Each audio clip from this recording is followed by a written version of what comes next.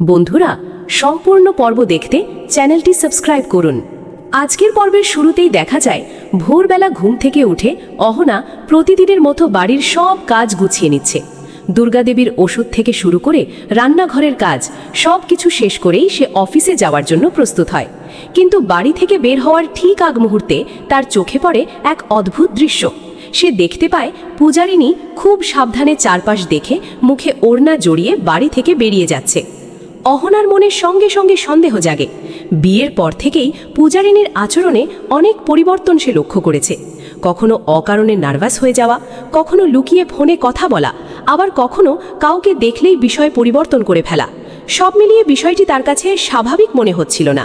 তাই সে সিদ্ধান্ত নেয় পূজারিনীর পিছু নেবে। পূজারিনী দ্রুত হেঁটে একটি নির্জন পার্কের দিকে যায়।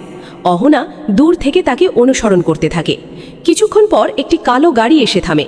সেখান থেকে এক যুবক নেমে আসে। তাকে দেখেই পূজারিনীর মুখের ভাব বদলে যায়। যুবকটি কাছে এসে বলে, তুমি এত দেরি করলে কেন? আমি অনেকক্ষণ ধরে অপেক্ষা করছি। পূজারিনী চারপাশ দেখে নিচু গলায় বলে, আস্তে কথা বলো, কেউ দেখে ফেললে বড় বিপদ হবে। অহনা দূর থেকে সব শুনতে থাকে। তার মনে হয় বিষয়টা শুধু পুরনো পরিচিতের নয়, এর পেছনে আরও বড় কোনো রহস্য আছে। যুবকটি তখন একটি খাম বের করে পূজারিনীর হাতে দেয়।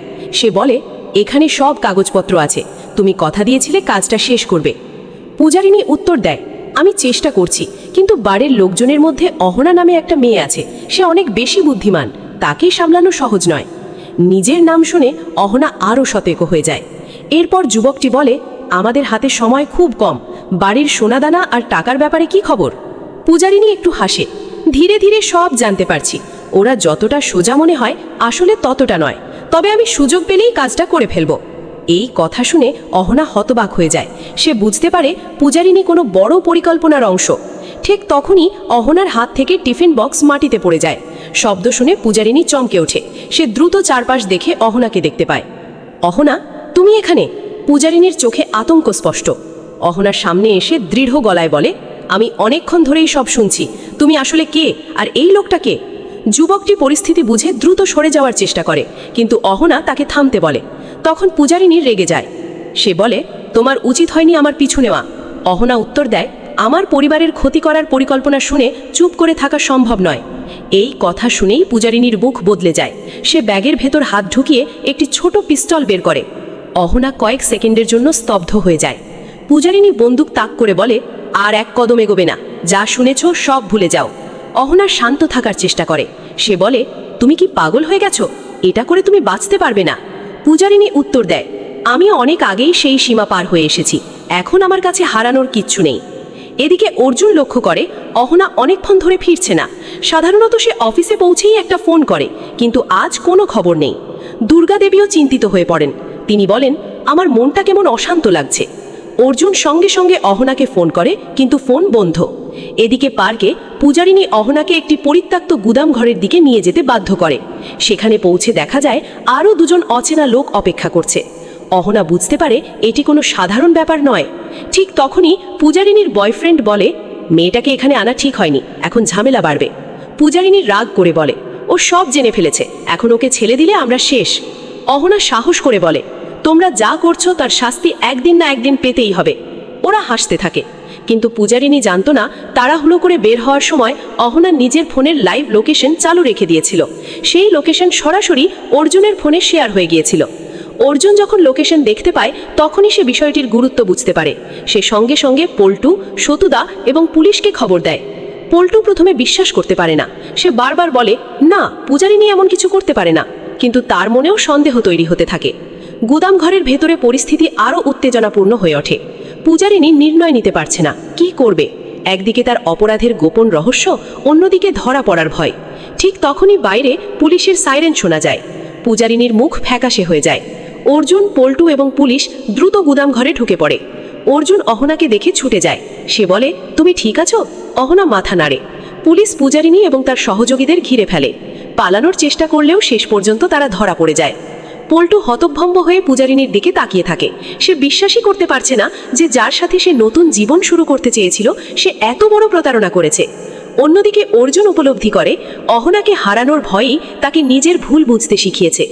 পর্বের শেষ দৃশ্যে দেখা যায় পুলিশ পূজারিনীকে নিয়ে যাচ্ছে। যাওয়ার আগে সে রহস্যময়ভাবে বলে, তোমরা ভাবছো সব শেষ হয়ে গেছে, আসল খেলা তো এখনো শুরুই হয়নি। এই কথা শুনে সবাই অবাক হয়ে যায়। তাহলে কি পূজারিনীর পেছনে আরো বড় কোনো চক্র রয়েছে? সে কাকে ইঙ্গিত করলো? আর অর্জুন কি এবার সত্যিই অহনার বিশ্বাস ফিরে পাবে? এই নতুন রহস্যের উত্তর মিলবে আগামী পর্বে। পর্বের শুরুতেই দেখা যায় পূজারিনীকে পুলিশের গাড়িতে তোলা হচ্ছে, কিন্তু গাড়িতে ওঠার আগে তার মুখে রহস্যময় হাসি দেখে সবাই অবাক হয়ে যায়। বিশেষ করে অহনার মনে প্রশ্ন জাগে, একজন ধরা পড়া মানুষ এতটা নিশ্চিন্ত থাকে কিভাবে? পুলিশ পূজারিনী এবং তার বয়ফ্রেন্ডকে থানায় নিয়ে যায়, কিন্তু যাবার সময় পূজারিনী শুধু একবার পল্টুর দিকে তাকিয়ে বলে, তুমি যা দেখেছো সেটাই পুরো সত্যি নয়। কথাটা শুনে পল্টুর মাথা আরও ঘুরে যায়। সে বুঝতে পারছে না পূজারিনীটাকে প্রতারণা করেছে নাকি এর পেছনে আরও বড় কোনো রহস্য রয়েছে। অন্যদিকে অর্জুন অহনাকে বাড়িতে নিয়ে আসে। দুর্গাদেবী অহনাকে জড়িয়ে ধরে কাঁদতে শুরু করেন। তিনি বলেন, মা, আজ যদি তোর কিছু হয়ে যেত আমি নিজেকে কোনো দিন ক্ষমা করতে পারতাম না। মিলি, মিতা এবং বড় বউও আবেগে ভেঙে পড়ে। সবাই বুঝতে পারে অহনা না থাকলে আজ পুরো পরিবারই বড় বিপদের মধ্যে পড়ত। এদিকে থানায় জিজ্ঞাসাবাদের সময় পূজারিনী প্রথমে কিছুই স্বীকার করে না, কিন্তু ইন্সপেক্টর যখন তার সামনে কিছু ছবি এবং নথি রাখেন তখন তার মুখের ভাব পাল্টে যায়। ছবিগুলোতে দেখা যায় পূজারিনী বেশ কয়েকবার একটি রহস্যময় লোকের সঙ্গে দেখা করেছে। সেই লোকটির মুখ স্পষ্ট নয়, কিন্তু বোঝা যাচ্ছে সেই পুরো পরিকল্পনার মূল হোতা। ইন্সপেক্টর জিজ্ঞাসা করেন, এই লোকটা কে? পূজারিনী কিছুক্ষণ চুপ থেকে বলে, আমি নাম বলতে পারবো না। ইন্সপেক্টর উত্তর দেন, তাহলে তোমার বিরুদ্ধে অভিযোগ আরও গুরুতর হবে। এই কথা শুনে পূজারিনীর কপালে ঘাম জমতে শুরু করে। অন্যদিকে বাড়িতে পল্টুন নিজের ঘরে একা বসে থাকে। তার মাথায় শুধু একটাই প্রশ্ন, পূজারিনী কি শুরু থেকেই অভিনয় করছিল নাকি কেউ তাকে বাধ্য করেছে? ঠিক তখনই তার ফোনে একটি অচেনা নম্বর থেকে মেসেজ আসে। মেসেজে লেখা, যদি সত্যিটা জানতে চাও তাহলে আজ রাত 10টায় পুরনো গুদামের কাছে আসবে, একা আসবে। পল্টু চমকে ওঠে। সে কাউকে কিছু না বলে সত্য জানার জন্য সেখানে যাওয়ার সিদ্ধান্ত নেয়। এদিকে অহনার মনেও শান্তি নেই। পূজারিনীর শেষ কথাটা তার মাথায় বারবার ঘুরছে, আসল খেলা এখনো শুরুই হয়নি।